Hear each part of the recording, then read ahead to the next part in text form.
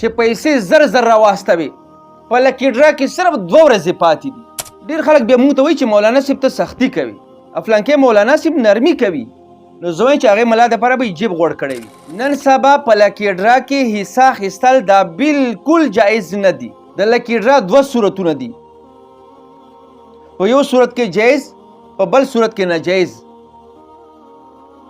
خو نن سبا په دغه 2 صورتونو کې ناجایز دي. پهله صورت دا دی چې تا ته څوک وایي چې ما ته پیسې راکړه، وچې ککړې پیسې درنه واخلي او تا ته ټیکټ کټ کي، هغه ټیکټ په بکس کې واچوي او تا ته ووایي چې که چېرته د ستا نوم راوختلو په لکی ډرا کې تا ته به موږ موټر دیر کو، یا به موټرسایکل دیر کو، یا به موبایل دیر کو، یا به تا عمرې ته بوزو.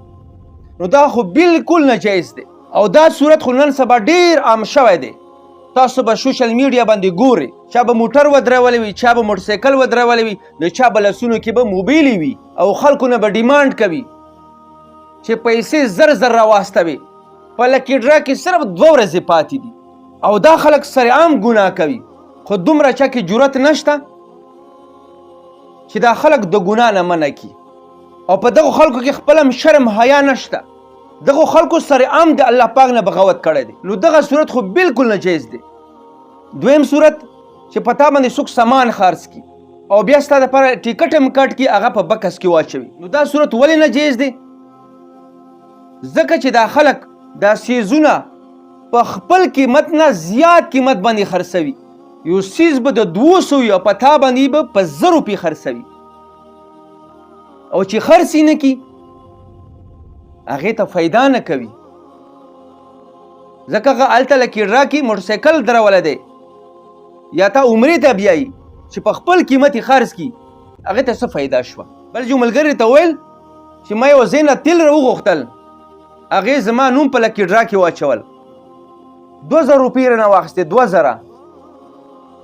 وایي چې کله هغه تیل ما ته راغلل ما وکتل وایي هغه د 500 روپیو هم نه و. نو دا صورت ځکه ناجایز دی چې دا خلک دا سیزونه په ګران قیمت خرڅوي چې مارکیټ کې کم ریټ وي په هغه ریټ یې نه خرڅوي. او دویم دې وجې نه هم دا صورت ناجایز دی چې دا خلک کوم سیزونه اخلي په حقیقت کې دا سیزونه د دوی مقصود نه دي، دې ته هیڅ ضرورت نشته. مقصود یې هلته ټیکټ وي چې کیدای شي زما نوم پکې راوخیږي. نو لکې ډرا نه ځان وساتئ، د جواز صورت پکې نشته. خلکو دی نه کاروبار جوړ کړی دی، ډېر ښه خلک هم په دې کې مبتلا دي ځکه چې پکې خوږه پیسه دی، ښه په ارام میلویږي.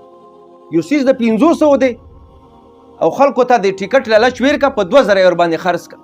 نو خپلو پیسو د وجې نه ګناه مه ګټئ چې پیسې دې لاړې شي او ګناه هم درته میلاو شي. ډېر خلک بیا موږ ته وایي چې مولانا صاحب ته سختي کوي او فلانکې مولانا صاحب نرمي کوي.